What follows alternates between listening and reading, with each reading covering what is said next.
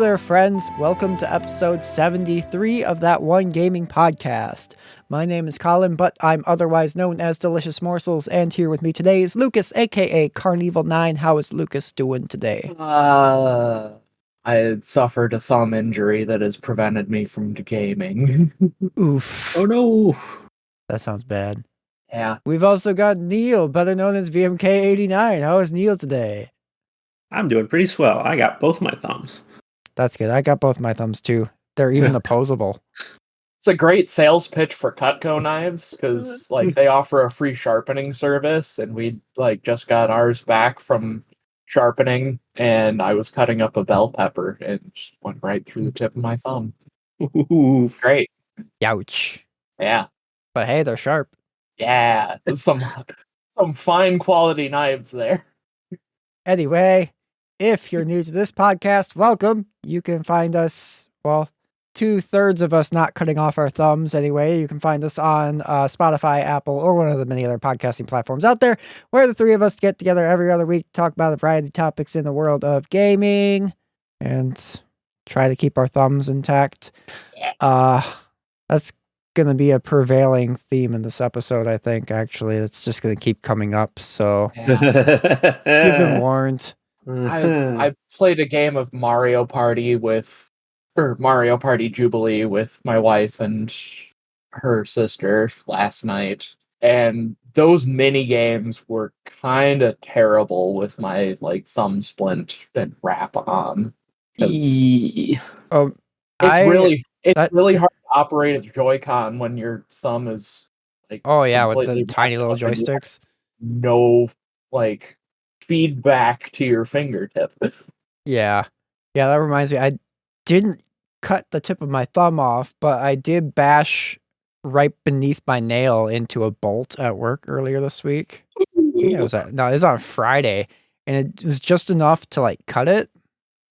So I'm playing games, particularly this rhythm game on my phone that I'll talk about when we get to what we've been playing, but I'm having to tap the screen, and it's just enough that it's a little bit uncomfortable. It's a little bit better today, but it was really bad yesterday. It's ouch, this hurts. Yeah. But anyway. This is the same thumb that I smacked with a framing hammer, pounding nails in for putting new sublayment in my office at work. That thumb has seen some abuse. It has, and to be perfectly honest, I would gladly smack my thumb with a hammer again over cutting it. Understandable. Anyway, enough thumb talk for now. This week we are discussing one of the most beloved games of the Nintendo 64 era, The Legend of Zelda: Ocarina of Time. Released on November 21st of 1998, Ocarina of Time marked the Zelda franchise's first jump into 3D graphics and is widely regarded by many as not only one of the best entries in the series, but one of the best games of all time. In the game, players would use the titular Ocarina of Time, a magical instrument capable of altering the world in a variety of ways depending on what song was played, using different combinations of buttons on the controller, each of which assigned to a specific note. Through this, players could do things like solve puzzles, change the time of day, or even travel between two different eras, one where Link is a child and the other an adult, with the world state being drastically different depending on which era the player chooses. But before we start talking about that game, we got to talk about the other games that we've been playing since the last episode, which was a little while ago. Because anyway, Lucas, what have you been playing? This sure was fun. Well, it's been a long time. Let's see. What have you been playing in the last month and a half? Every single game in full detail. Yeah, let me rack my brain for a sec. I think I've done at least 3 Link to the Past randomizers. I got back on that garbage bandwagon again. It was more fun though because I decided to change things up a bit and set the bosses to randomized as well. So nice. So it's honestly a lot more fun that way, because like then you don't have to just think about like, oh well, I picked up the hook shot, so that means that I can clear the entire second dungeon now. It's more like I picked up the hook shot, I can get through the dungeon, but the boss is like Trinex from Turtle Rock, so I need the fire rod and the ice rod now.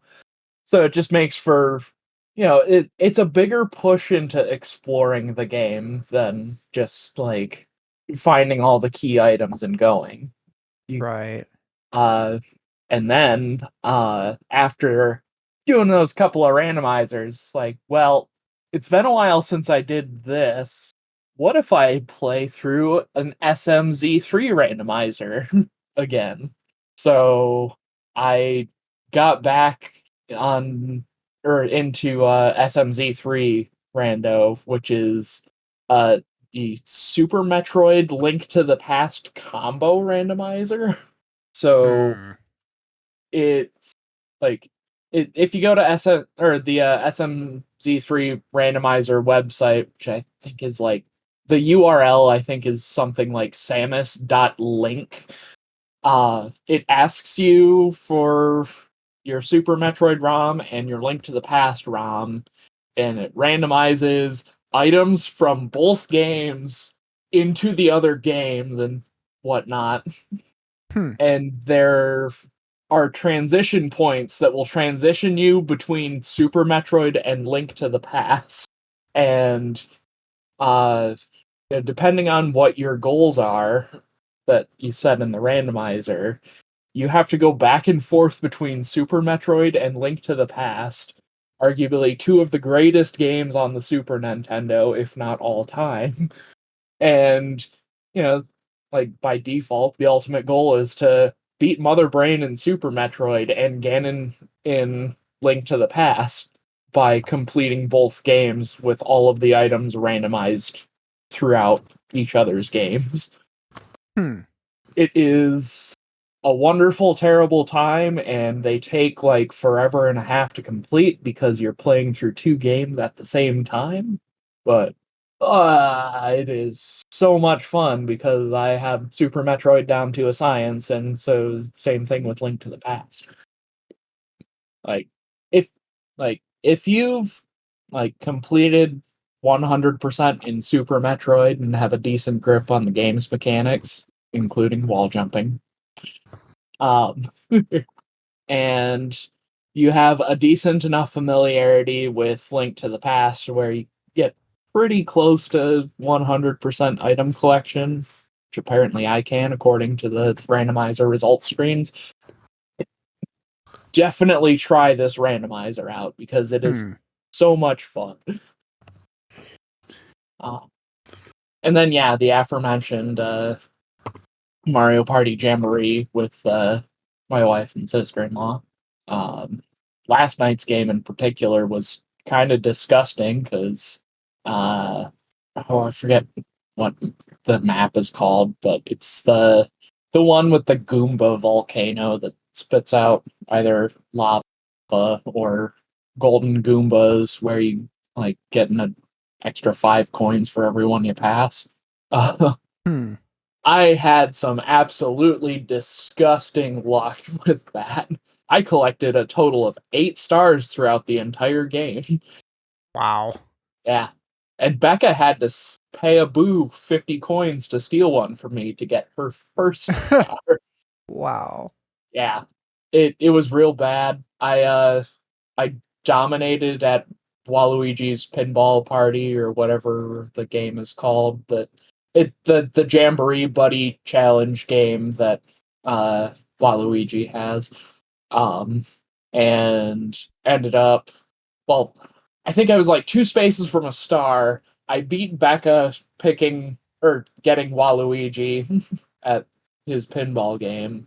So then I bought 2 stars, and then I passed an item shop and I bought a golden pipe, which will drop you 1 space before the star.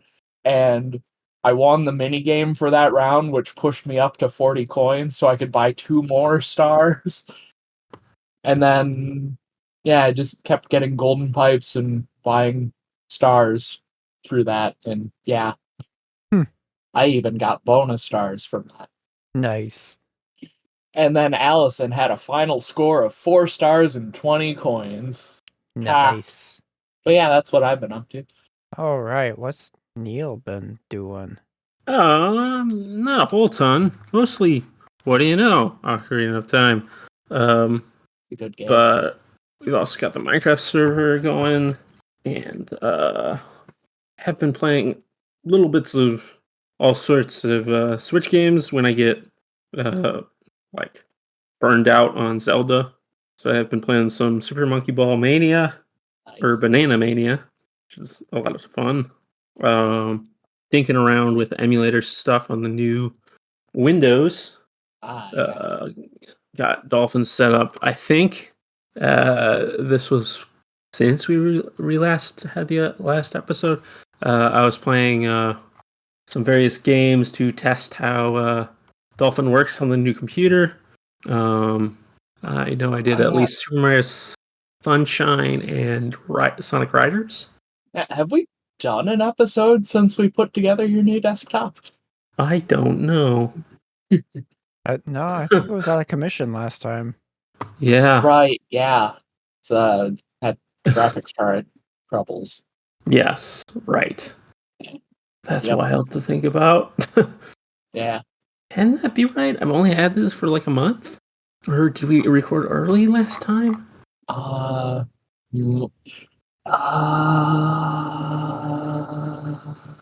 not sure. It's been a while. Yeah.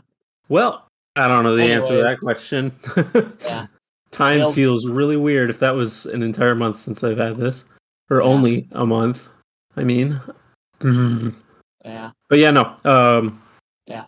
Neil's got the No, pay it forward GTX 1080 Ti. At yeah. least I'm until hoping we to can figure something out for a graphics card solution. Because yeah, I'm hoping to do something with my tax return for sure. yeah. But yeah, no. Otherwise, it's been working great.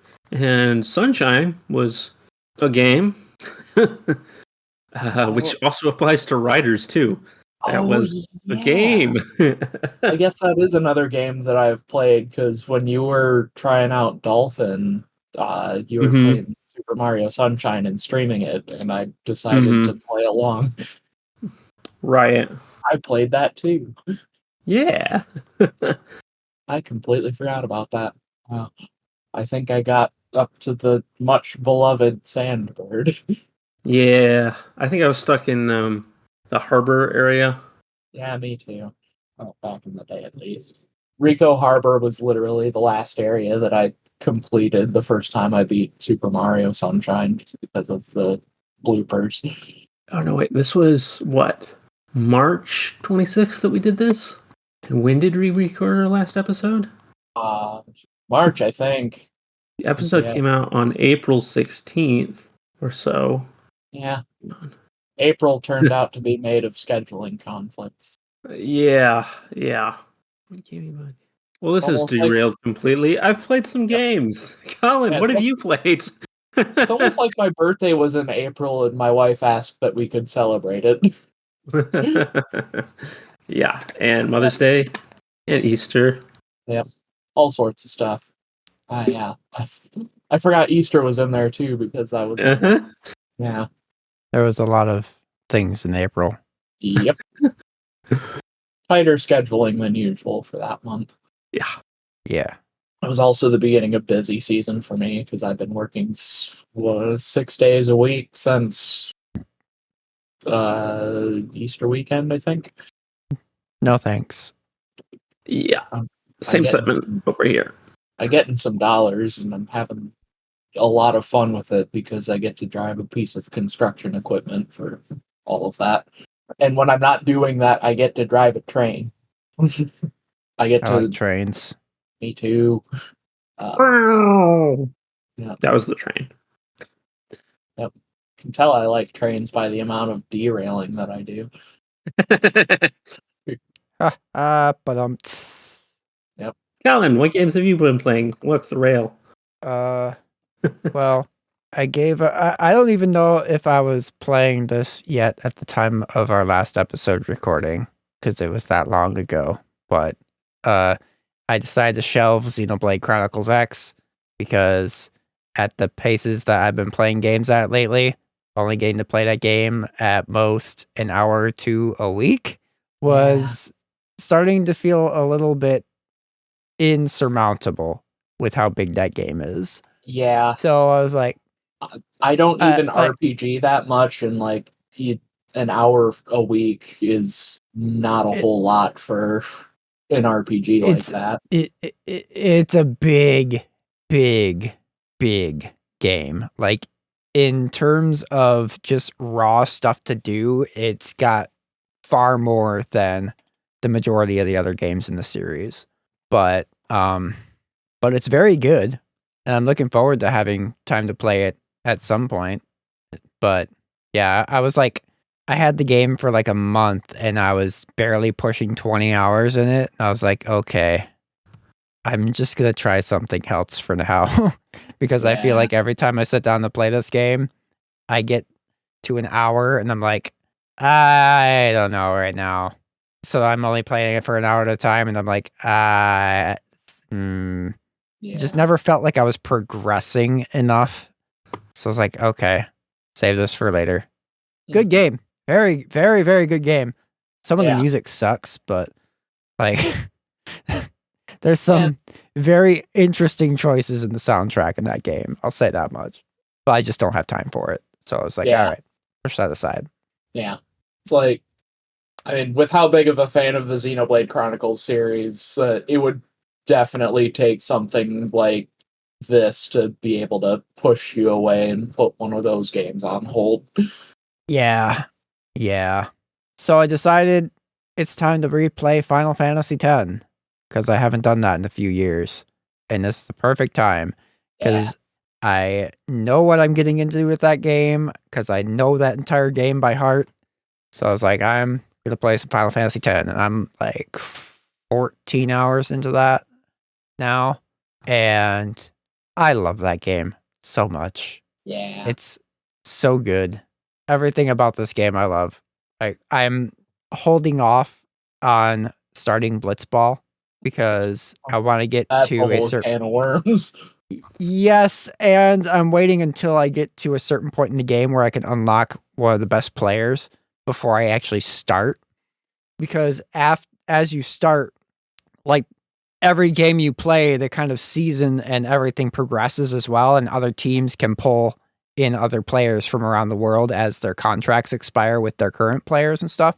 So if you get like super deep into it before you yourself unlock a character, there's a chance that another team could pull them first. And then you just lose access to that character unless you get extremely lucky and they don't renew their contract at some point, which with certain characters, like especially the best ones like this one, that never happens. Like, as soon as somebody grabs them, they take them. Yeah. So I was like, I'm going to wait. I'm just kind of building up my team on the sidelines as I'm waiting. So I've got a few characters that I've already recruited that are some of the better characters in the game.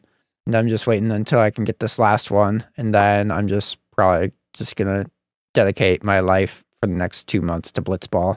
Yeah. Because, like, at the rate I'm playing games at, they'll basically be all the game time. Square Enix, I would like you to listen very closely to me. Please make a standalone Blitzball game. Oh my god. I need it. I am casual at best Final Fantasy enjoyer, and I would love a standalone Blitzball game. I love Blitzball so much. Give me the real fake sports. Blitzball is so much fun. It is. There's like this stupid random element in it that I used to be really mad about, because they basically, like, it's a numbers game how things work. Like, if you're like in an encounter, essentially, like, a player stops you while you have the ball, and they, like, you choose, like, you're not going to try and break through them. You're just going to pass the ball. And their stat for interfering with a pass is lower than your passing stat, you would think that, okay, I'm going to get this pass through. They're not going to be able to catch this pass and intercept the ball. But there's a random element to the game where every now and then it doesn't matter. They're going to catch the ball regardless of what their stat is. And I used to get so mad at that. And I was like, well, it's stupid. Like, it's really dumb, but they implemented it because it gives it more of that kind of excitement of a real life sport. Because there's always going to be the chance that like, I don't know, in like a football game or something, there's always going to be the chance like that guy that is not as good a player as the guy on the other team, but there's always that slim chance that he's going to somehow get in there and intercept that pass. Like, there's always that small chance. So it's like they kind of put that in there as a way to replicate that in a way. I was like, okay. So I don't get so mad at it anymore. And plus, you can find ways to exploit the game and stuff as well, because it's not a perfectly implemented game. It's from 2001 on the PlayStation 2. But still, for what it is, like, they made this, like, fantasy sports mini game that you can play in Final Fantasy X feel like an actual sports game that I would want to play. Yeah. Which is why I spend so much of my time every single time I play through this game just doing Blitzball. Understandable. It's really, really fun. It is. And like, I found out while I was doing, so the very first match that you play in the game as part of the story is kind of rigged in a way against you. You're going up against the best team in the game and stuff. And so it's designed for you to lose that match, but there is a way you can win. And it involves, like, you can probably do it without it, but it's a lot easier if you get the Jecht shot before you get to Luca for the first Blitzball match, because that move is like totally broken. Yep. I'm sure you could win that match without it if you're clever and stuff. But I found it actually took me a couple tries this time. I had to restart a couple times to get the win, but that's the randomness of it and stuff. Your luck's not always going to be in your favor. But I found while I was messing around in that opening match that I don't know if it'll carry on into the rest of the game, because I haven't started playing more Blitzball to test it out yet. But I noticed, like, if you have the ball and you camp like right in front of your goal, like, the AI doesn't know what to do, and then they just sit there and like they move around in little circles trying to figure out what to do. Like, I sat there for a solid like 5-10 seconds and just watched the characters on the little mini map just kind of move in these little circles. And I waited for the ideal moment when they kind of spread out just enough that I could sneak a character through. Nice. And then that's when I went in and got a breakaway. And I don't think I scored off of that because of randomness, tomfoolery with the goaltender stat on the opposite team. But I still got a really freaking good breakaway off of that. And I was like, this is great. I love Blitzball. Yeah. I love Final Fantasy X. It's still fantastic. Like it's the Final Fantasy that got me into Final Fantasy. It's so good. Like, just playing it now again is just, I didn't need the reminder that it's my favorite game of all time, but it's definitely reminded me why it's my favorite game of all time. Yeah. Playing it again. It's just like, I mean, I'm sure, Lucas, for you with like a game like Ocarina of Time, like we were talking about earlier, like you just sit down to play this game that like the back of your hand, and it's just comfort. Yeah. It's nothing but comfort. Yeah. And I love that about Final Fantasy X. Yeah. It's just like knock out Mega Man 2 in an hour because it feels good. Yeah. Yeah. It's just one of them comfort type games. Yeah. But that's not the only game that I've been playing. I also got very addicted to a mobile game. Mobile games? Cringe. Yeah. What kind of mobile game? But this one, it is the Hatsune Miku rhythm game called Colorful Stage. Also redacted. also known as Project Sekai, which is what it was known as before they localized it. Everybody just kind of calls it Project Sekai though. But it's a visual novel / rhythm game. The visual novel part is separate from the rhythm game. So like you don't have to play through the story mode at all just to play the music. But on the subject of the story mode, it's fully voiced. Nice. And it's crazy. Like it's Japanese. Like it's not dubbed or anything, but it's fully voiced. And it's crazy. And Central Fiction still isn't dubbed, and I love that game anyway. Yeah. Patrick Seitz wants to dub it, though. So, but this is the game that the movie, Hatsune Miku, what was it called? The Colorful Stage, the movie, a Miku Who Cannot Sing. Yeah. Like which I saw that movie when it was in theaters here. During a limited time theatrical release last month, and that movie left an incredible impact on me as an artist. I felt very seen with that movie, and it affected me in many ways emotionally. but it was based off of this game, Project Sekai. So all of the characters in the movie are characters from this game. You don't need to play the game to be able to appreciate the movie. Like, it's not like it does a decent enough job setting things up so that way you don't, gotta be like, holy crap, there's like freaking 20 characters here. But it does a decent enough job with that. But back to the game, it's a very, very good rhythm game. Phenomenal rhythm game.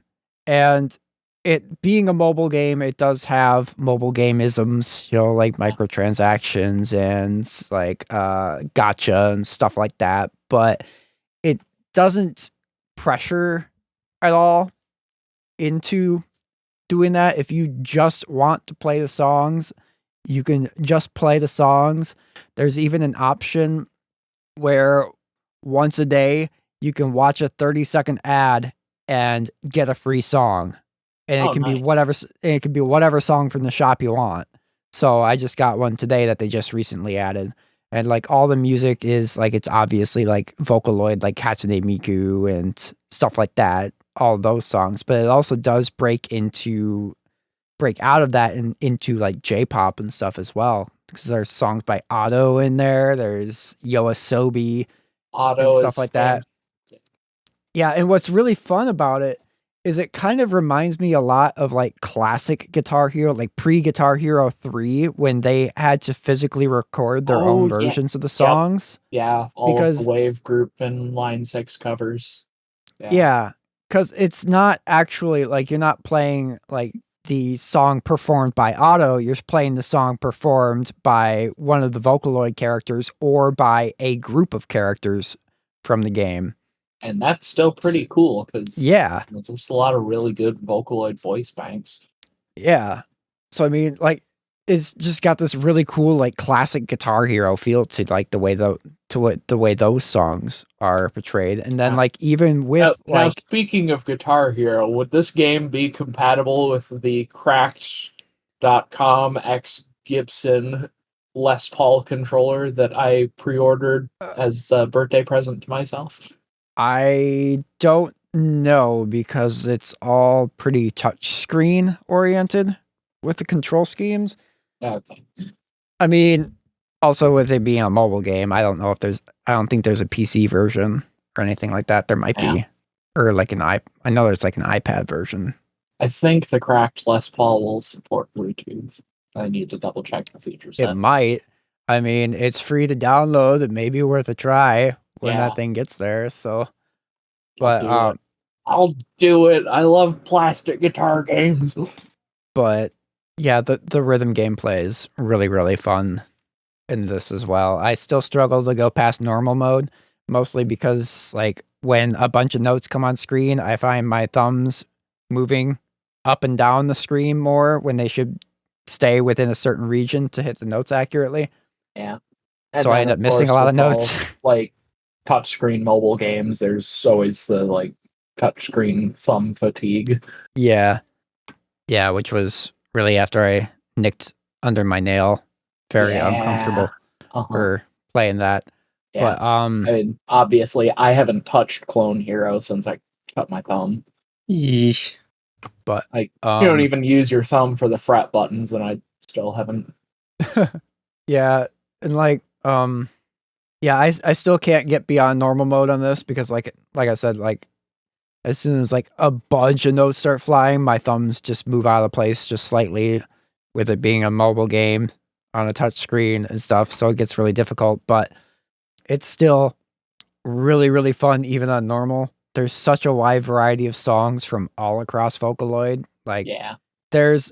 it focuses on the main 6 developed by Krypton Future Media, which is Hatsune Miku, and then the Kagamine Rinnelan, Kaito Mako, and Megrine Luca. Yeah, that's all 6. Right? No love for Miku, twins. No love for Neru. Yeah. Yeah. Well, she's technically a fanloid, even though she is officially recognized by Krypton Future Media. She herself does not actually have a voice bank, and now we are going into Vocaloid lessons today. Here we go. Yeah. Vocaloid, it's like Toho for music people. Yeah, That's you see, surprisingly accurate. more than you know, actually. More than you know. Because my beloved Kasane Teto, who is technically not a Vocaloid, she is an Utaloid because she was made for the voice program Utao, not for Vocaloid, which is its own separate software. Anyway, bear with my nerding out here. One of Teto's first popular songs when she came out back in 2008 was a song called Teto Territory, which the music is just 1-for-1 the song from a character in Toho. It's literally the same exact song. Just they put Teto Territory over top of it. That's great. Yeah. So for obvious reasons, that song is not able to be like released and licensed for like streaming platforms and stuff like that. Yeah. But yeah. Yeah, just look up Teto Territory. Yeah. It's literally just a Toho song with Teto singing her own song over top of it. Reminds me of the time that I discovered OS TANs, which are essentially what if operating systems had their own Tohos. But yeah, back to like Project Sekai and like the song selection though. Like, I mean, obviously they focus on the main 6 from Krypton Future Media because they're the ones that partner with Sega, by the way, to create this game. Why isn't Miku in All-Star Racing? But why? Yeah, there's even Racing Miku. But so yeah, it focuses on those 6, but there's still songs from outside, like those 6 characters and stuff that are added in the game. Like there's a bunch of like really popular songs with Gumi, which I love. Like they got like Copycat and Echo. And so much that you just bought Gumi. I did. I own Gumi now. She was on sale, so I have Gumi now. Hell yeah. Yeah. Yeah. I discovered Kira, a producer that does some phenomenal work with Gumi, and they completely rewired my brain, and I have a Gumi obsession now. So now I have Gumi. But they also have a Teto song that just got added last week to the roster. Nice. And they added an Adachi Ray song this week.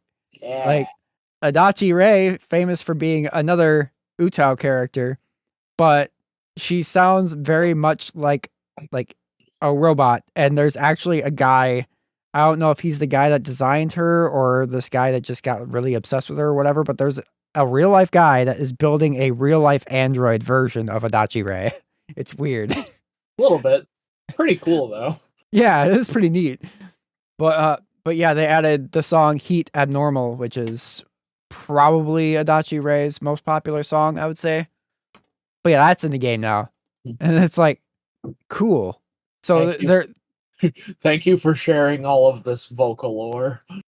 I mean, they could very literally just stick to Miku songs and never run out of material for this game, and it would be fine. I mean, but the fact that they're not only like branching out to like J-pop and stuff, but also pulling in popular like Utao characters and stuff, is really neat. And also Gumi. Yeah, Gumi is great. So is but Tedo's the best. I love Tedo so much. Go check out Incompetent. Inadequate. Yeah. Sorry. Yeah. Speaking of Tedo, Incompetent and is me. My first Vocaloid original song featuring Kasane Tedo, titled "Inadequate," is out now everywhere. You should go listen to it. It's kind of fantastic. a little bit of a. It's kind of a little bit of a dosage of Depresso Espresso. I wrote it after a bad day at work. It's such an earworm, though. But it's. I've been told it's relatable, and yes, that's the point. Yeah, that was the point. I felt actually every second of that song. Me too. Also, that chorus hook that you wrote is an absolute earworm. I'm glad, because I had absolutely no idea what I was doing with that. It's great. I love it. That's the first time not the first time I've written, but the first time I have finished just a pop song. And actually, that's the first time I've ever written lyrics to a pop song. Yeah. I had no idea what I was doing, but I'm really happy with how it turned out. It's like, I know you love writing metal and prog type stuff, but, I've also heard some of your synthwave stuff, and then, your foray into Vocaloid, and like, you've got a really good knack for that. I hope so. Speaking of Vocaloid and my Vocaloid stuff now, because with that song, that marks my debut as a Vocaloid producer. Voila, I'm here. I respawned as a Vocaloid producer. I just today sent out for release my second original Vocaloid song. That will be dropping on Friday, June 6th. I can't wait to hear it. I can't wait for everyone to hear that. Like, if you liked this song, or if you liked Inadequate, like, that was me kind of exploring something, like a sound that I've never really done before. So there's obviously like elements of that song that you could tell I'm doing this for the first time. My next song, I'm playing much more in a realm that I'm comfortable with. And I think it shows significantly. And I'm so excited for this next song. It is titled Your Voice. Featuring Kasane Tedo. And it will be releasing on Friday, June 6th. I am excited. Anyway, we have strayed very far from what we've been playing. Although I guess technically I have been playing music. There you go. Yep.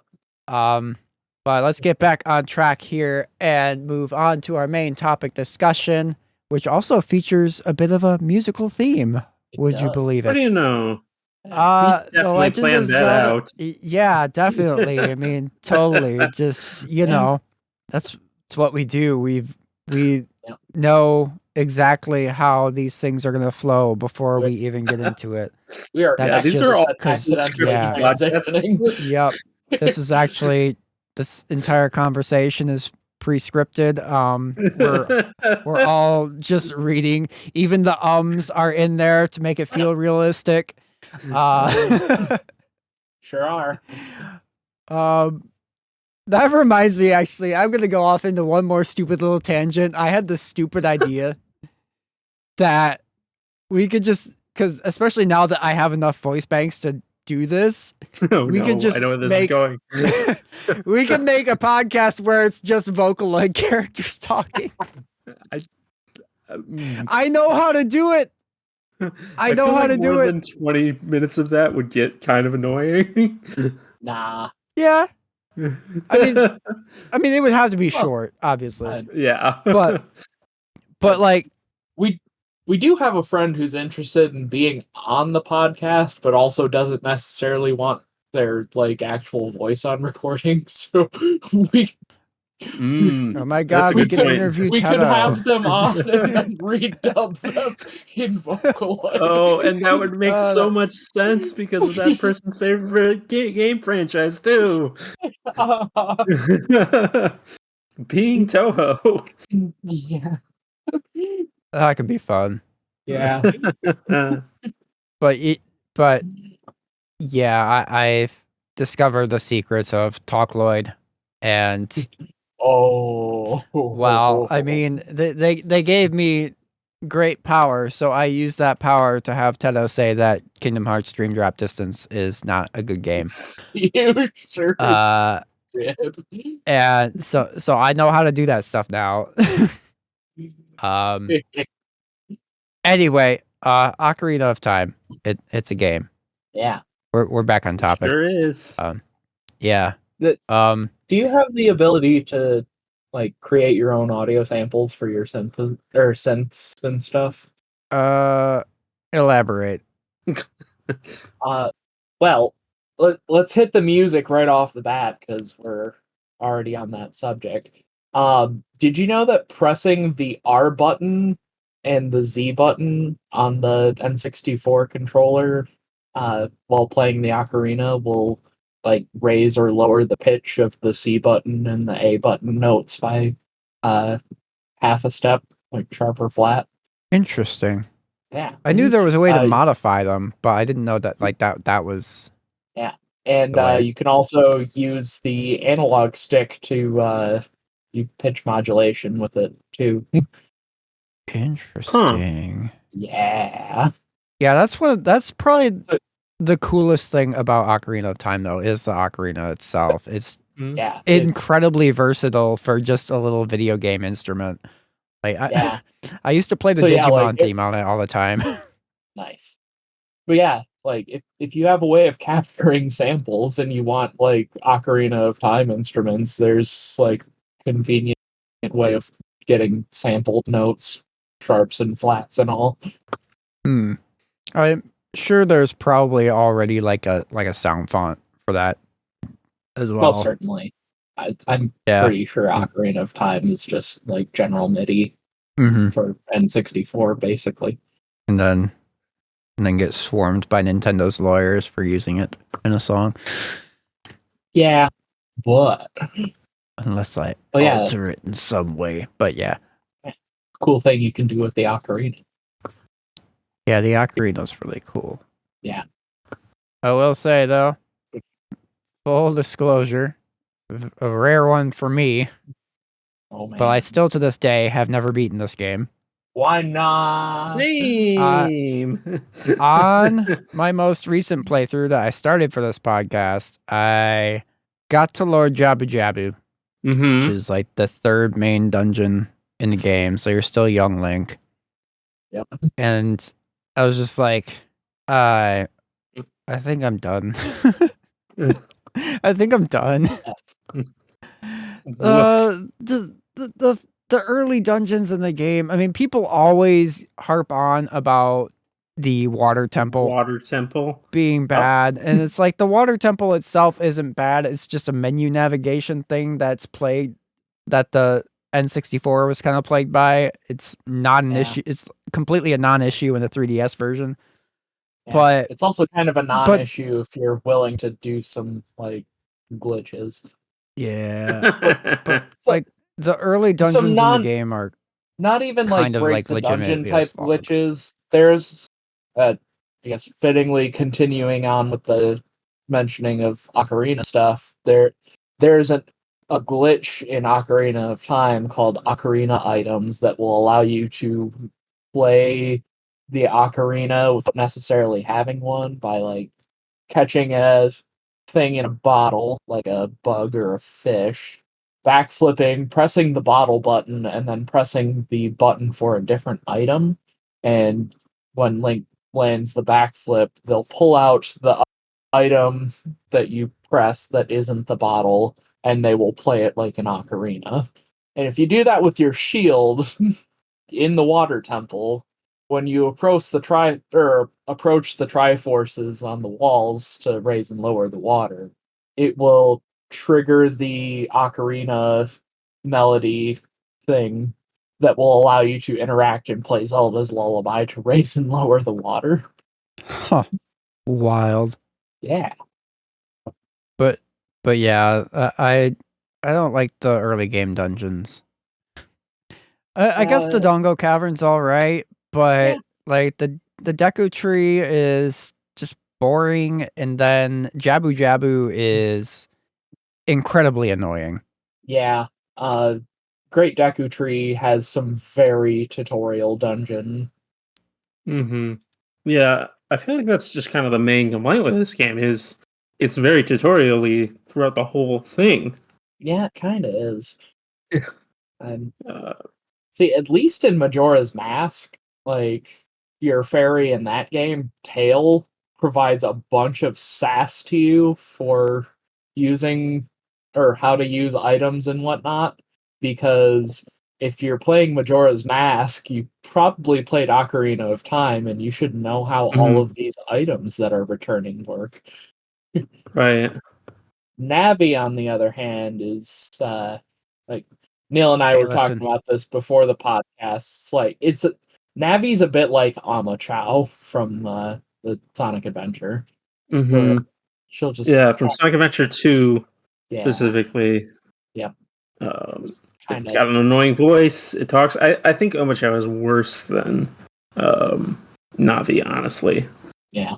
And listen. The key difference with Omachao is No, the key difference with Omachao is that you can actually pick up Omachao and throw him off cliffs and such. Yeah. Which helps in a weird way. Like, yeah, he's annoying, but if you're really sick of him, throw him into the water in Metal Arbor. Yeah. Navi, on the other hand, is useful, and I don't think I would throw poor Navi off a cliff. Yeah. Really, she's doing her best, which, when you're a fairy, the little light bulb that floats around a human-sized human, or Hylian, not really a whole lot you can do. Yeah, I feel like she even kind of self-awarely commentates on that during the final boss fight, because when you're fighting Ganondorf, you can't Z-target Ganondorf. He's too powerful, and Navi can't do anything about it, and she is very remorseful about being unable to help you at this moment. Yeah, I feel like Navi is just kind of like the poster child of annoying tutorial bots. Like, she's not the worst, but she's the one everybody knows of. And she's got like a catchphrase which makes her be able to come up more often. Like, hey, listen! And watch out! And look! Yeah, and the high-pitched voice doesn't help a lot either, but... Yeah. But as an actual game mechanic, she's not too bad. I would say that the owl is worse. Oh, yes. Kaepora Gaebora can, like, go fly away. Or lack of being able to say the words I want to say about him without Colin putting in a bunch of bleeps in post. Yeah. And what's worse is that he's got a text box that you can press the B button to completely skip through, but then his yes or no question prompt has the options inverted, so if you mash A and hit the default selection, he does it again. So even though you can completely skip all of his text, his default answer for "do you want to hear that again" is yes. Yeah, I noticed that with that thing, like it always highlights first the answer you don't want. So you always have to move the cursor. Yeah. Not necessarily. Some dialogue will have what you want on the first thing you come to, but it's usually just like talking to a random NPC. Not necessarily I think it's specifically the owl shows up way more with that. As I was playing, I noticed every single time I talked to the owl, the option I wanted was on the bottom.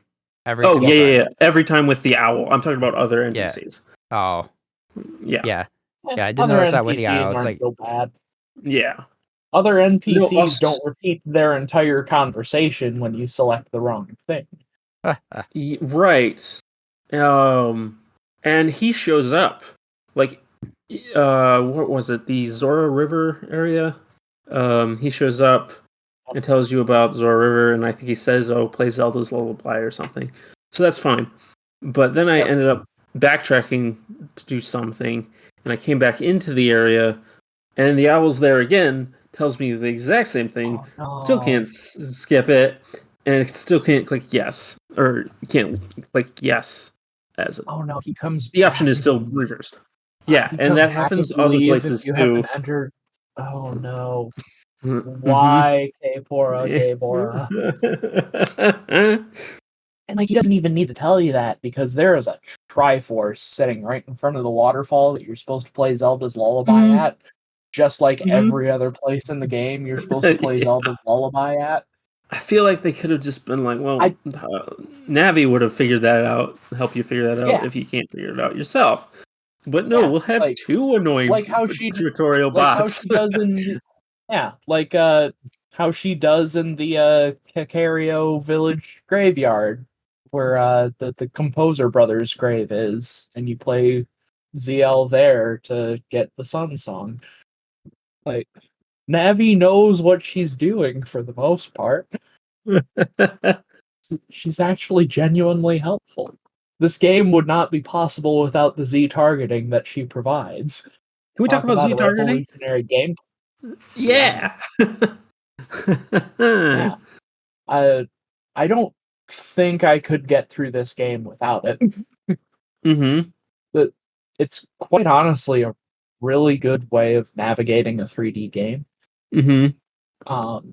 Which, I think I played Ocarina of Time before I did Super Mario 64, which came out first, but I still think that Ocarina of Time is a better N64 game than that, just because of the ability to Z-target onto enemies and, lock on, have a fixed target for that to go off of, rather than try and navigate open 3D space on the N64 or otherwise.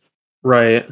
And you could just, you don't necessarily need to Z-target onto everything, but, for instances where you're using the slingshot or the bow or, the hook shot, long shot, being able to Z-target onto an enemy, just have that fixed point in space that you will fire your arrows or slingshot seeds or the hook shot directly towards, as opposed to having to manually first person aim it like you would without Z-targeting.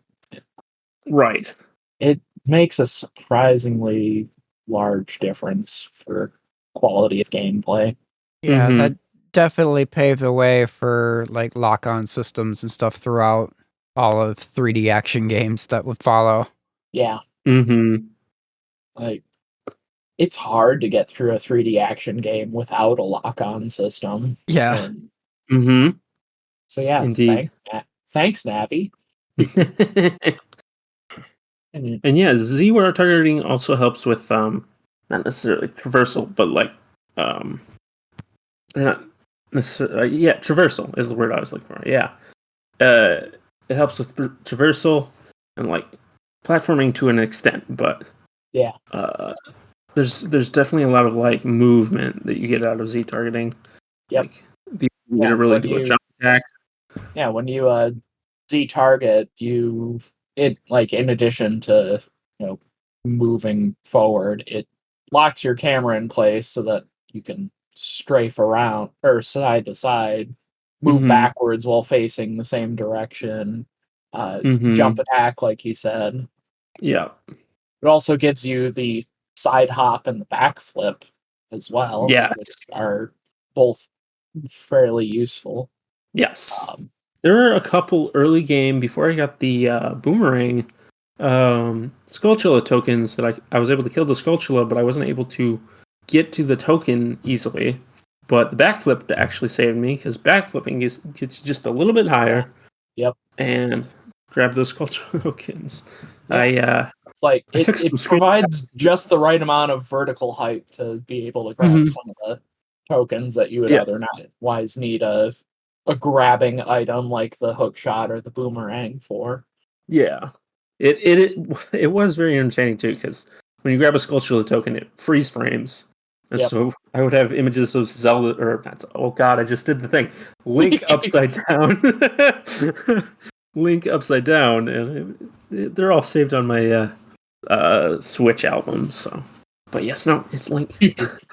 It probably didn't help because I didn't name Link Link. I named it Scrouge. Right. I am Scrouge. Yeah. Bow before my mighty awesomeness. I mean, like, joke. my main file on my N64 cartridge is named Zelda in all caps because like of a it's like cheatcodes.com thing where they threw out it's like, hey, name your character Zelda and like different things will happen on different cartridges, which is actually a reference to how on the NES Legend of Zelda and Zelda 2 Adventure of Link, if you name your file Zelda, it will begin on the second quest for the game instead, which Ocarina of Time doesn't actually have. Neither does Link to the Past, but not worth doing on that either. I don't even think Link's Awakening has that. There is a bit of like factual rooting to what if Zelda was a girl sort of type things. Yeah. Linkle is an actual thing in Hyrule Warriors. Yes. That's the Nintendo. fastest we've ever got there. Yep. Nintendo finally leaned into what if Zelda was a girl. Except they actually did that all the way back in the day for the Famicom release of Legend of Zelda. Really? Yeah. There was a Japanese guidebook that contained like art of a pink-haired girl Link. Right. And yeah, because I guess even back then they wanted sort of a like analogous character that either anyone could portray themselves as. So they kind of throughout this guidebook sprinkled in things intermittently, which is pretty cool for 1986. Right. Now, going off topic a second here, I do very much like Breath of the Wild and Tears of the Kingdom's Link being so androgynous, I guess, for lack of a better word. Yeah. It's funny you mention that because like I just said something to my sister about it's like boy armor in video games, and it's a picture of Samus from Metroid Prime in the Varia suit, and then girl armor in games, and it's Link dressed up in the Gerudo garb from Breath of the Wild. How the tables have turned. Yep. Yeah. But yeah, they're yes, back to movement mechanics and backflipping and stuff. There's actually a few places where backflipping can kind of speed up the process of moving throughout a dungeon. Like, yes, I used one of these actually. Yeah. Did you backflip up the stairs in Dodongo's cavern? No. What was it that I did? Hold on. I used a guide throughout the whole game, which made it much more bearable for me. Also, maybe, hopefully, possibly getting the game beaten faster, which didn't happen. But I did get way farther than I probably would have otherwise. Where is my? It's a pretty big game, and like, yeah. When you were streaming before we started recording, I made notes like 38 Skulltulas for going into the forest temple is a lot. Skulltulas. I could have sworn this was like a 12 to 15 hour game. No. For the longest time, I could have swore it was like 12, 15 hours. I checked how long to beat. It was like 24 hours. And I was like, huh? Oh. Yeah, I had all the best intentions with this TOG of like I started really early, but I didn't play it enough early on, and I just had multiple times where I could not play in the evening. Yeah. And what also didn't help is the episode date floating around a bit. Yeah. I paid for the Switch Online expansion pack finally, so I could use my wireless Nintendo 64 controller for the Switch to play this game. And I played it for 4 hours, and I was like, I'm done. I played the GameCube version because I have that. Is that what you recorded it on too? Yep. Nice. I originally tried recording it on emulator, but BizHawk's N64 emulation cores are either incredibly cycle accurate, but unfortunately not optimized to a playable frame rate, or they're the Mupen 64 core, which is prone to desyncing. So I had an entire playthrough recorded in BizHawk with the Mupen 64 core on my desktop. And then when it came to dumping the AVI for it, it didn't sync fully on playback. Blah. And I couldn't force it to sync to finish exporting the AVI. So I said, screw it, and replayed through Ocarina of Time a second time on my Wii playing the GameCube release. Death Mountain Trail is where I used it to get a something or other faster. Oh, yeah, the heart piece on top of Dodongo's Cavern. Yep. Yeah. So they have the fence lowered just a little bit so you can throw a bomb to open up the cavern. Yeah. But if you backflip over it, you can actually get past it, even though otherwise you couldn't. Yep. If you do it right, you land on a little, what's above the door. Yep. Which you can't get to otherwise without the boomerang. That is a classic backflip right there. You need the hover plant seeds for that. Oh, the magic beans? Yeah. Yep, magic beans. Yep. Yeah, the magic beans are a thing. I don't know if I'd be surprised if I don't know if my guide screwed up on the magic beans bit or if I just missed a paragraph or something. But I didn't know I was supposed to plant the magic beans like pre-Temple of Time. Yeah. Or wait, you go back in time again. Is that when you're supposed to do it? Yeah, you have to plant them as young Link, and then when you travel into the future as adult Link, they're fully grown. There is a time you can go back as a child past the Forest Temple. Correct. Yeah, beating the magic Forest beans Temple. Then? Yep. Okay. Yeah, beating the Forest Temple will, or like, after you beat the Forest Temple, if you talk to Sheik in the Temple of Time, then Sheik will let you put the Master Sword back and return to being a child. Gotcha. Okay. Yeah, so my guide still was like, hey, if you planted a magic bean here, but I could have sworn it never said anything about magic beans other than when you first got them, and there's some soft soil right there. Yeah. So, there were a bunch of secrets that was telling me about the magic beans, and I'm like, wait, what? I didn't plant those. Yeah. That is one thing I like about Ocarina of Time over Link to the Past, is that, your move between worlds / return from the future to the, when you were a kid mechanic, they make it a little bit more obvious what you're supposed to do with that. I do like it a lot. It's because I got the core. I got stuck in Link to the Past for quite a bit when I first got to the Dark World, because I didn't realize that when you're in the Dark World, period, not just the move between worlds mechanic that they introduce to you when you're trying to get to Tower of Hera for the last pendant dungeon. I didn't realize you could use the magic mirror anywhere. So I quotes got stuck in the Dark World without magic. You can force enemies to drop full magic refills by freezing them with the ice rod and smashing them with the magic hammer.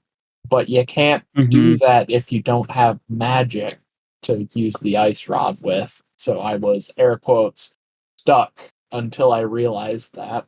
Right. Meanwhile, in Ocarina of Time, you've got a dedicated location that you have to go back to in order to move between the two game worlds. Right. Right. But yeah, I was gonna say at its core, it's a very similar gimmick of like there's these two versions of the same world that are similar in a lot of ways, but also different, and you can move between them, and that's how you solve certain puzzles. But like I think, I'd say Ocarina executes this gimmick better or more interestingly, I guess would be the word for it. Because like going back in time and seeing, or going forward in time and seeing how things were, or how things are compared to how things were, is really fascinating.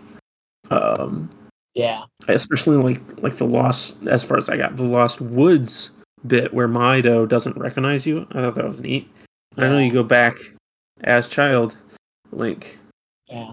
But I feel like two worlds that look like each other but have been separate for the most part is less cool than the same world at different times. Yeah.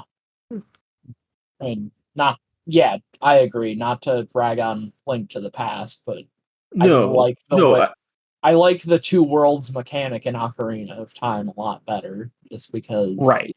Yeah, and I'll say, I definitely like Link to the Past way better than this game, but that is one difference between the two that I'm definitely on the Ocarina's side.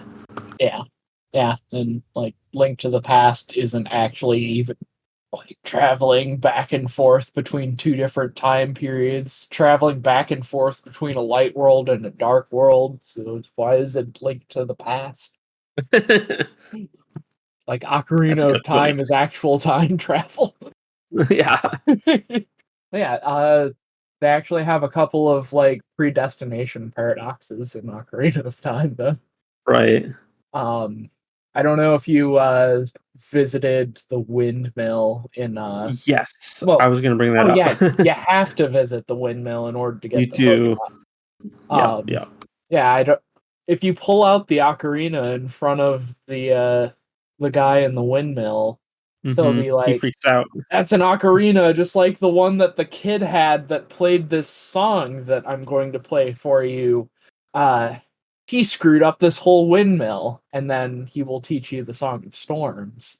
And then when you go, or when you finally can go back in time to when you were young Link, if you go to the windmill and play Song of Storms, the song that you learned from the future, right? to Yeah. the same guy in the past, then yeah.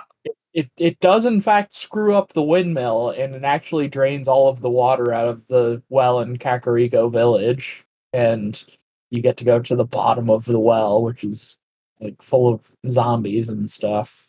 Or well, Right.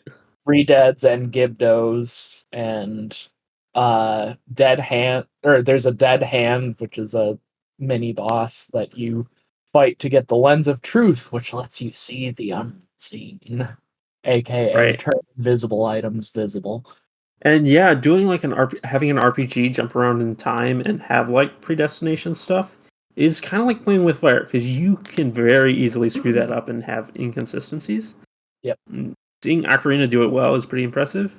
Yeah. It reminded me of Mother 3 has some like jumping around in time, not necessarily time travel, but the story is told. Yep. Like Tarantino or whatever. So like there are parts where you come to first and there's empty present boxes around, and then you come to later and pick those up. Yep. It's but very easy to screw up and have inconsistencies with your story. You can't really mess with time travel in like a D&D setting because of that. Yeah. Oh god, that would be a mess. Yep. Yeah. That poor DM. I think probably that might be the only sort of like predestination paradox type instance in Ocarina of Time, now that I think about it. Yeah. might be something to try sometime. Is like you can get Sun Song as both adult Link or Kid Link if you happen to not get it as Kid Link. So I'm curious, just from like an N64 standpoint, if I get it as an adult, will the grave still be open as a kid? And yeah. And I'm curious about that because for the Shadow Temple later on when you get there, it's up on the shelf or on the ledge with the fence behind the grave with the Sun Song in it in the Kakariko graveyard. Um, if you light all of the torches in there to open the Shadow Temple door as Kid Link, it won't be open as Adult Link, which is odd. Yeah. Most of the time, Ocarina of Time is really good at remembering. Right.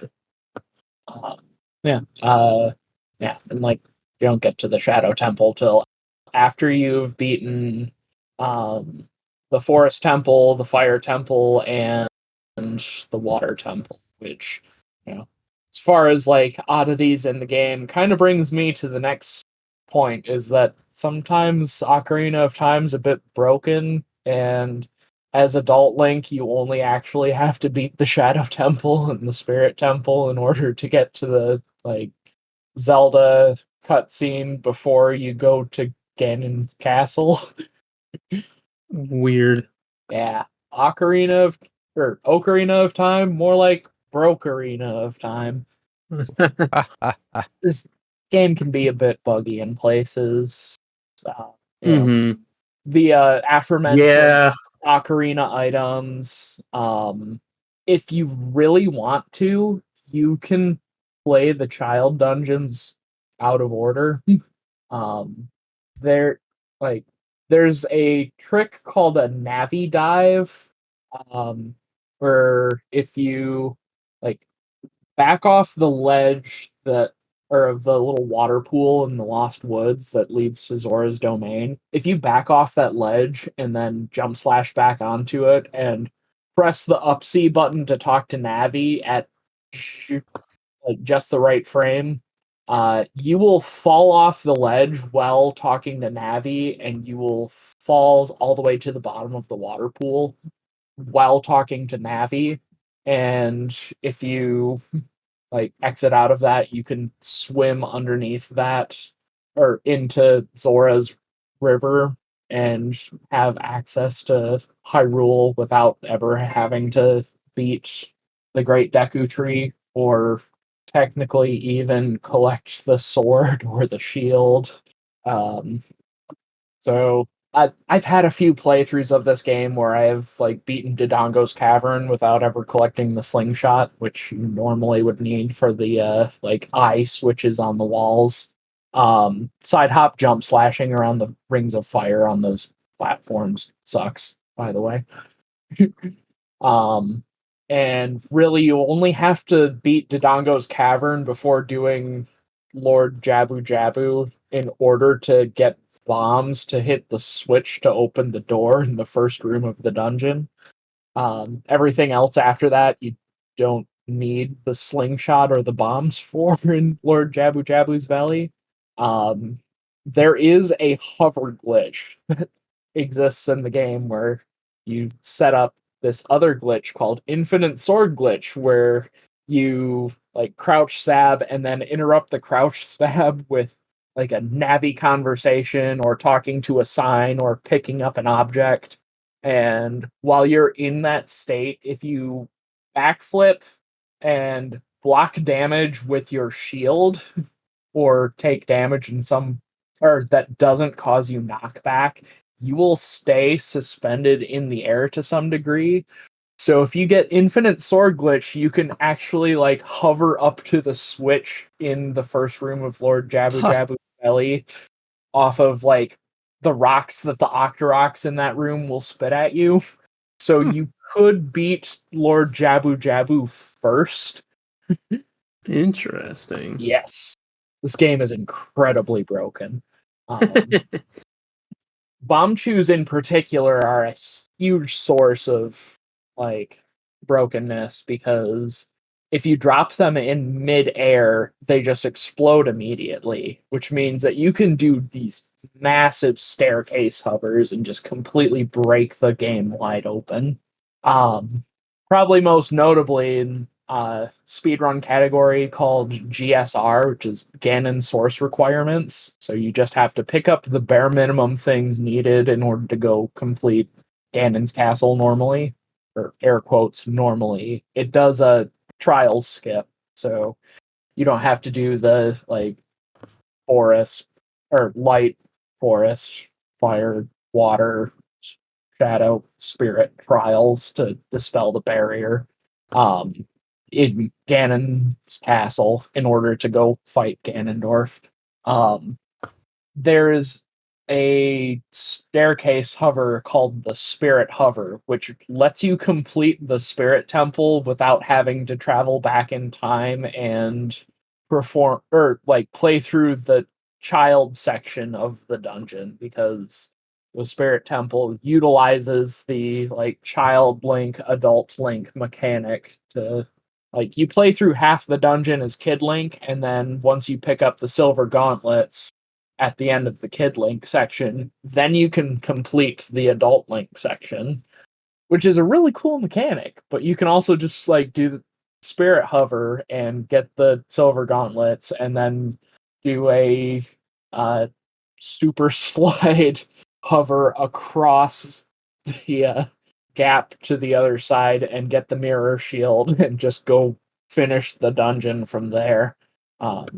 Yeah, super slides are another thing that exists. Or like you roll and shield a damage source, and it causes you to get locked in to a state where you are being pushed back indefinitely as long as you're holding the shield up. There's also things like the extended super slide and hyper extended super slide, which give you the ability to steer this super slide by holding a very specific position on the N64's joystick. It's something. There's a reason why Ocarina of Time is one of the most popular games on speedrun.com for speedrunning. Like, it's like probably up there with it's second or third with behind Super Mario 64. Yeah, that's what I was about to bring up. Right there with Super Mario 64. Yep. So like, it seems like probably a lot of that is straight up because of the 64 being the like testing grounds for 3D gaming. Yep. And believe it or not, they actually fixed some of the things in Majora's Mask while also introducing some new broken mechanics. Like right. There's a another sort of related technique to super sliding called the mega flip, where you like roll into a damage source, shield, and backflip, and it will launch you a pretty significant distance backwards. I use that in a couple places normally because most of the time when I'm playing through Ocarina of Time, start to finish, as soon as I turn Adult Link, I go for the Begoron Sword side quest in order to get the Begoron Sword, which involves like talk to Anju, the cuckoo lady in Kakariko Village. She gives you a pocket cuckoo. Yeah, I got one of those. Which you use to wake up Talon, who you woke up as Kid Link previously to meet Princess Zelda after getting Epona.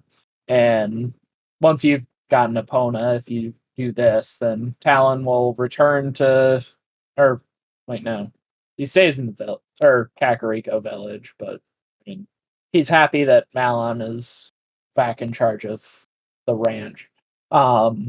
Yeah, once you've woken him up with the pocket cuckoo, you bring it back to Anju. He sees how happy the chicken is. Great. Have this fancy blue chicken. You go take it to her brother in the Lost Woods because he's there. somehow manage to get in there. You show him Kojiro, his blue chicken. He gives you an odd mushroom, which you then run back to the potion shop in Kakariko Village. Catch quests, everybody. The woman behind the counter at the potion shop in Kakariko Village will be like, "You're an idiot. Please give this medicine to him made from this mushroom." By the time you get there, he's gone. A Kokiri from the Kokiri village, specifically it's the blonde one with the pigtails that's on top of the like suspended bridge section.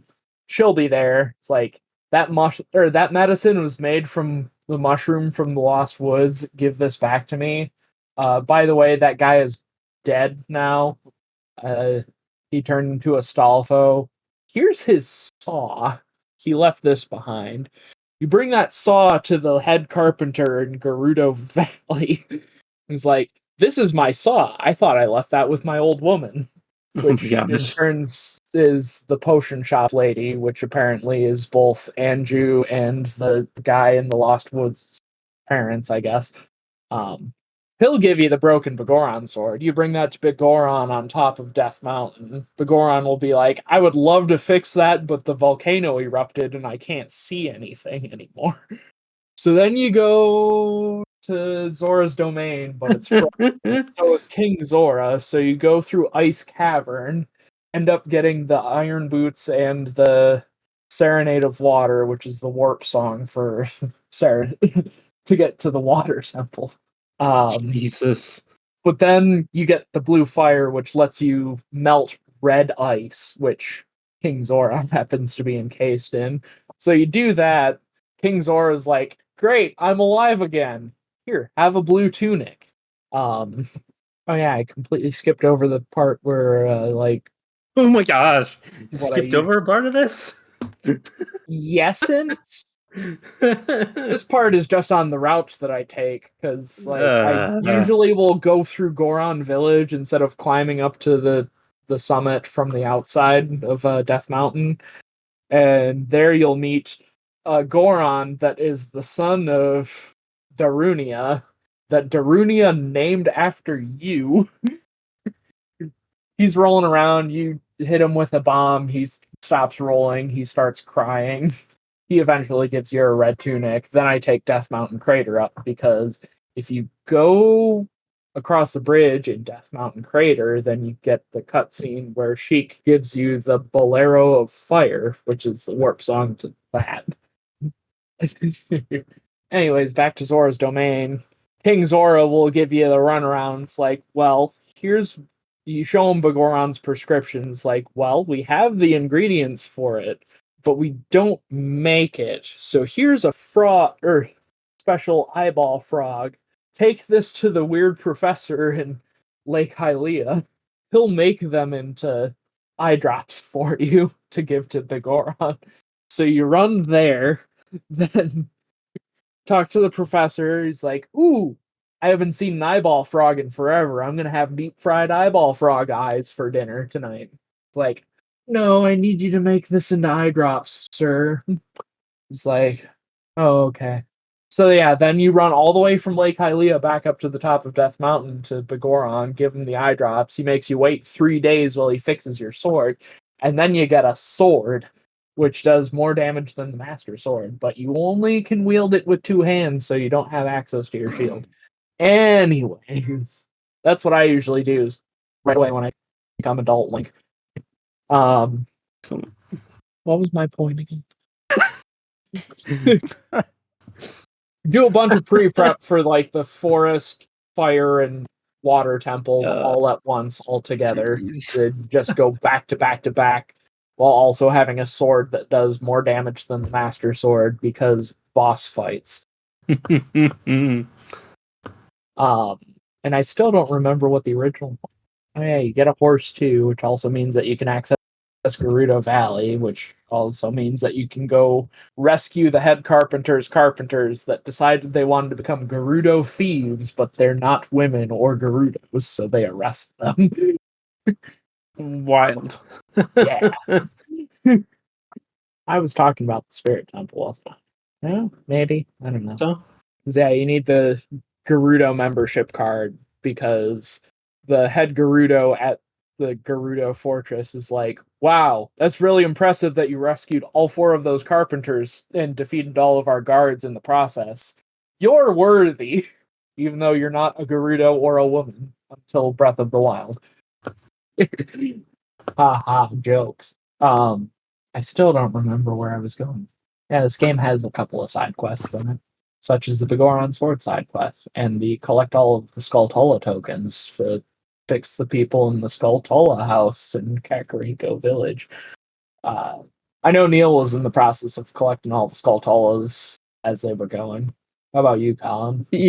Did you stop inside and see the horrors that are inside of the Skulltula house? All those people I that are did. half fighter, half people. I did. And I was like, sucks to be you guys. Yeah.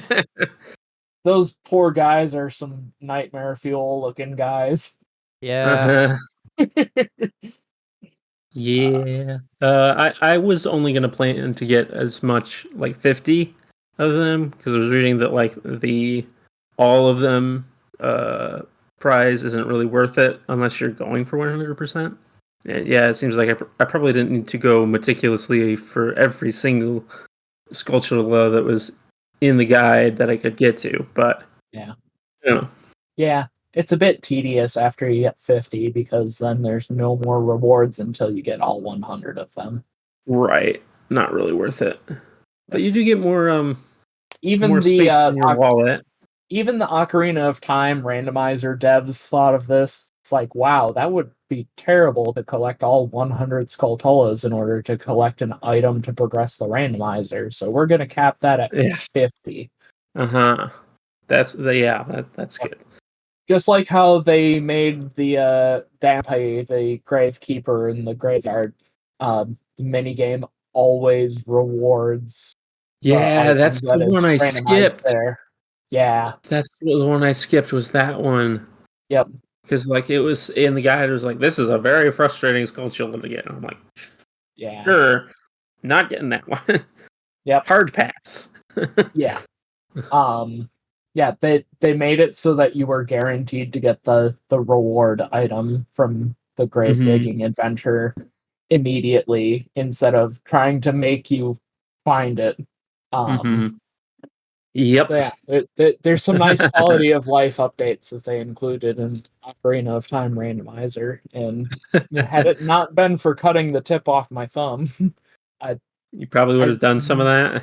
I really wanted to take another shot at Ocarina of Time item randomizer because I have still yet to beat one, but yeah. Okay. But I'm willing to because I am comfortable enough with this game that I think I could do it. Right. And I also forgot that collecting Skulltula tokens was a thing the last time I did that, and it probably was what stopped my progress. Oops. I don't typically play games for like collection completion. I normally play them for speed, so I forget about stuff that isn't technically essential to collect. Well, I gotta say, I was really expecting to not like this game since it's very clunky early 3D platform or 3D action adventure. But I ended up, especially in the early game, getting into this sort of mindset of what would this be like to play with as like a kid who just bought this new game for their N64 back in 2000 or whatever. Yeah. And that made it really enjoyable. I think that's about when I got my copy of Ocarina of Time. Yeah. Because, this is pretty amazing compared to, like, the last thing you played that was amazing, like Star Fox on the SNES or something like that. Yeah. Jumping to this, even jumping from Link to the Past to this is like, whoa. Like, Hyrule Field nowadays, like... Yeah, it's a big empty Shadow of the field. Colossus. The Shadow of the Colossus is literally this, but the entire game and way bigger. But like coming from Link to the Past and coming into that, it's like, whoa! Look at all this space. Yeah, there's nothing going on, but who cares? Yeah. Like it's absolutely massive space to explore. And yeah, a lot of that exploration is just going to be empty walking around. But, back in like 98, 99, 2000, those first couple of years after the game release, like this was incredible. Yeah. But yeah, there was a decent amount of that too, just of all the different areas you can go to. For as barren as the 3D overworld can be in places, just by nature of being a 3D world on a N64, like this game feels very well lived in. Colin, were you gonna say something? Oh, I was just gonna say, like, on the subject of liking it and feeling like you wouldn't like it, vice versa, stuff like that. Like, I kind of came to the realization on this most recent attempt at playing it that failed miserably. That probably the reason I've never beaten this game is just because, like, I don't want to say I don't like it, but it's just never really clicked for me. Right. Like, I do enjoy a lot of the stuff you do as adult Link. I liked playing as adult Link, especially as a kid. But getting to that is such a slog, especially like the Jabu Jabu dungeon, having to carry Ruto around is so annoying. There's a skip. Yeah. Yeah, sure there is, Lucas. There always is. Yeah. Once you get into the that first room after the switch that I was ranting on about with the Octorok hover when I was talking about doing the dungeons out of order. If you get infinite sword glitch and then go back into that, or yeah, if you get infinite sword glitch off of like Rudo or one of those boxes that you can pick up in that room and back yourself into a corner, you can use one of the Beeries to hover up to the top of the dungeon where they're after you beat the big Octo and drop that platform down. And then all you have to do really is get the boomerang to beat Baronade, the boss. Skip like 90% of the dungeon. Yeah. I don't know. I probably would have also enjoyed this way less if I didn't have a guide. Because, like, I got to Hyrule Castle without one. And then I stopped playing for a while. And, like, maybe 2 weeks later, I was like, all right, screw it. Zelda dungeon. And then I plowed through the game way faster. Yeah. So yeah, if it, it's like, obviously that's not how you're necessarily supposed to play the game. Yeah, but like we hinted at this a little bit earlier with the Xenoblade Chronicles X. It's like it is a bit of a game where like you can't really put it down for a long period of time and come back. Yeah. And try and Yeah. remember where you'd left off. And it's like night and day prices, cost and everything. But and then and I've gone pretty deep down the Vocaloid rabbit hole the last couple months. Not super deep, but deep enough to get obsessed with it. So so we will be hearing the fruits of that soon enough. But anyway, I'm excited for that. Yeah, me too. But anyway, as always, if you liked what you heard here today, please be sure to hit the subscribe button where that's an option. Leave us a review on Apple Podcasts because I hear they like that stuff. Hit the like button if that's a thing, and feel free to share this episode with a friend. We are going to be back in a couple weeks with another episode, but until then, have a wonderful rest of your day, and remember, play for the cows. Enter your name as Wampa Stompa to play as the bears. Waka Waka. Notes to Zelda Dungeon. Their guides for Zelda games are fantastic. Yes. Yeah, and I definitely think nowadays part of Ocarina of Time's problem with like how it's perceived is like for a long time it was the greatest game of all time. And it's not that anymore. Yeah. Like it paved the way for lots of greatest games of all time. Yeah. Yes. But it is no longer that. Yep. And I mean, that kind of happens with so-called greatest games of all time, is that they eventually become a stepping stone for the next greatest game of all time. Right. Which is weird because like Super Metroid exists still, and they still haven't won up that, in my opinion. I don't know. I think Metroid Dread did a pretty good job at that. Metroid Dread is great. Well, don't tell that to what's his face.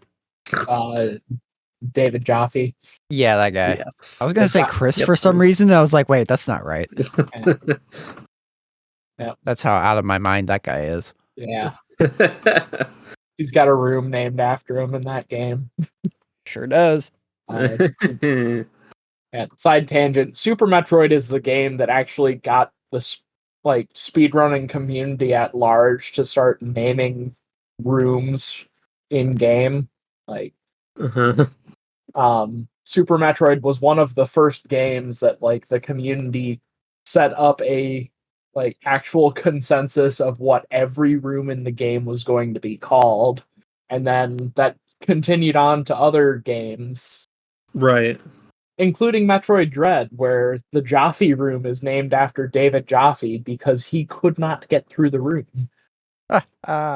Just like how in Link to the Past, there is a room called the Golden Room because the speedrunner Golden struggled or like ended up just on a string of bad luck getting killed in this one specific room in the Eastern Palace, the first dungeon. Isn't the Metroid Dread room also pretty early in the game too? Incredibly early. And there's enemies crawling along the edge of the room that like kind of trick you into aiming up at that specific spot on the ceiling with the shootable blocks. Yep.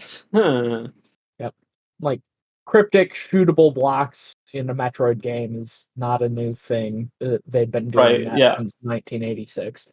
Right. Yep. Anyone that's played or anyone that has played Metroid 1 or Metroid 2 will tell you that. Right. I've played Metroid 1 and 2, and I'm telling you about that. So, one thing, I feel like we're wrapping up. Before we get there, can I just say the Great Fairies are terrifying?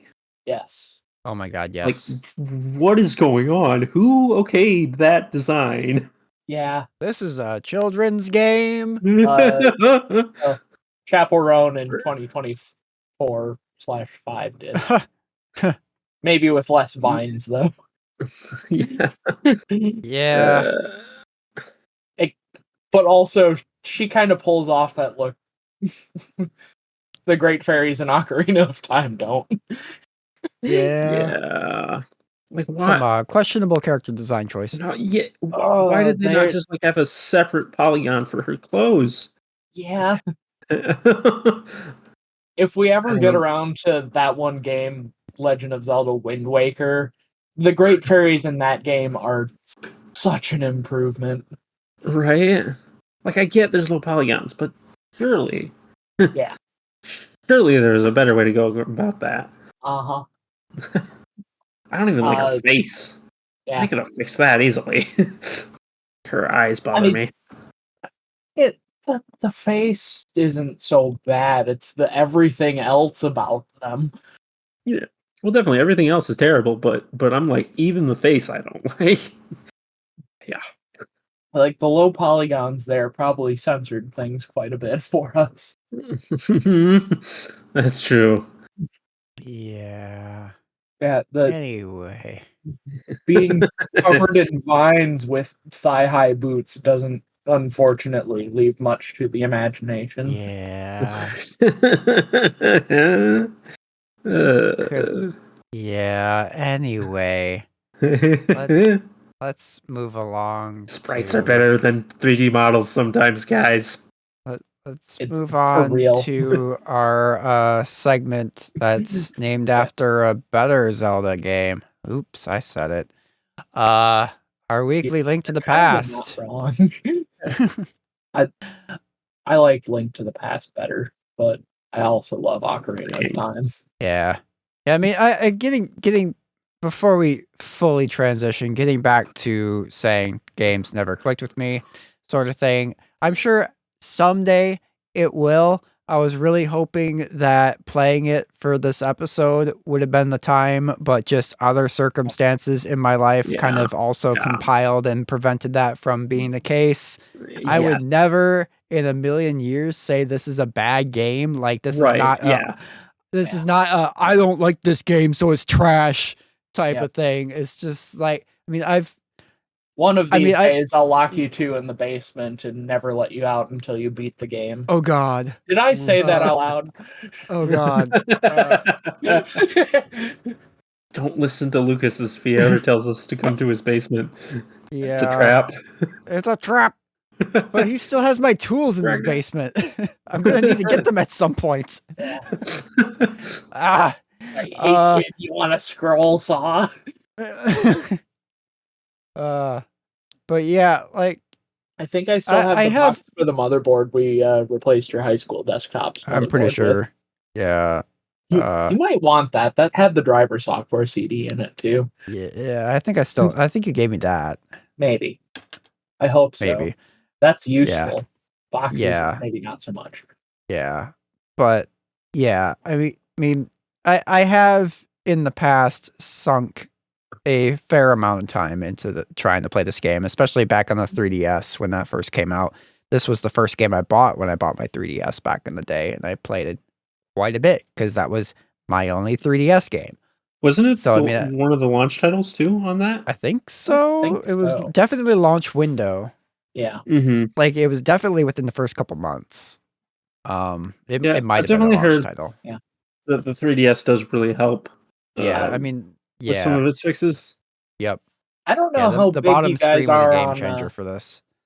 I don't know how big you guys are on like watching speed runs, but there is, I believe it's on the Zelda Speedruns YouTube channel, a really cool comparative speedrun of with the games. Yeah. Was ZFG, and I forget the runner that was running the Ocarina of Time 3D, but ZFG, who's like a prolific Ocarina of Time N64 speedrunner, and the guy that ran the 3DS version, they raced Ocarina of Time and Ocarina of Time 3D 100% as like a cool comparison thing or event thing for an event.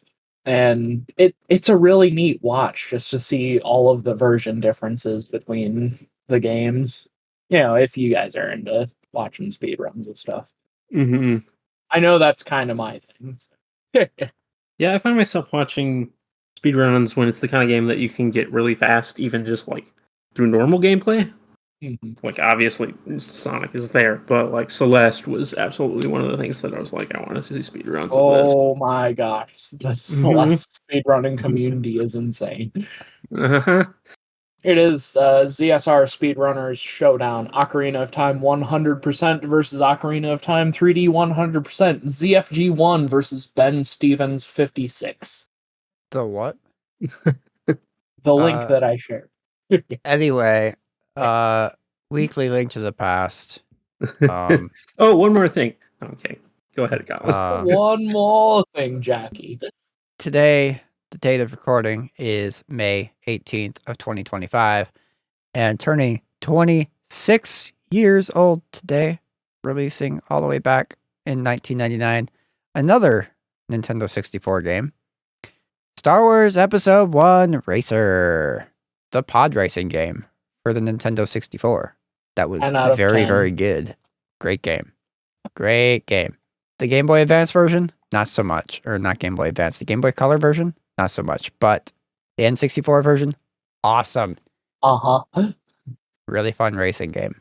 I put so many hours into that. It's very good. Yeah. Yeah, it's another N64 game that I put a ton of time into.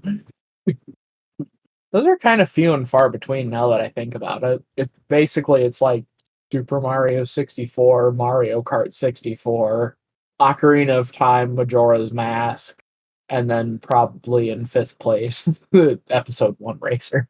I think the Nintendo 64 game that I probably played the most of was Battle Tanks Global Assault. I played so much of that back in the day. Cool game. It's a very good game. But also, so is Episode 1 Racer. Yeah. And so is Ocarina of Time. Yeah. And so is Ocarina of We Are Out of Time. Haha! Segway. Ocarina of Segway Time. What up? That is going to be the end of episode 73. Lucas, where can you be found outside the podcast? Well, I got a handy dandy link tree at linktr.ee/karn_evil_999, where you can find all my cool links to my Blue Sky, and I guess my Twitter, because it's still up for archival purposes until I get around to deleting it. Add me on Steam if you really want to get pinged by whatever Steam notifications I send my way. And links to my YouTube channel, That One Gaming Podcast, Carnival 9, where I post long plays of the games that we feature in our That One Game series of episodes. Ocarina of Time should be going up when this episode goes live. And, I've got some other extra stuff on there. Did a That One Game extra Phantasy Star Online for a PSO episode 2. Got the first couple of areas of that game played through. Like to get back to that at some point, maybe not during my busy season at work. And I've got some other stuff for TOG extras planned as well. And then, of course, links to join the podcast Discord and catch up on all of our past episodes. That's linktr.ee/karn_evil_999. And where can Neil be found? I'm also at linktr.ee/vmk89. Got links to my Twitch channel, got links to the podcast stuff, and links to my old YouTube, which indefinitely sits not doing anything. But Colin, where can they find you? In the trees, In the trees. linktr.ee/delicious morsels. Yeah, I got all my links there. I especially want to spotlight my YouTube channel, youtube.com/@deliciousmorselsmusic, because there's new music up there now. My first original Vocaloid song, Inadequate, featuring Kasane Teto, is a couple of weeks old now. And also, just this past Friday, as of recording, I dropped a redone version of my cover of Find the Flame from Final Fantasy 16, featuring Solaria doing the clean vocals, and it sounds awesome. That's the way I wanted to. That's the way I first heard it in my head. Obviously, could not achieve that with my own voice, so now I can achieve that thanks to Vocaloid. Yeah. And coming on the 6th of June. Whoa, that's a Friday this year. Wow.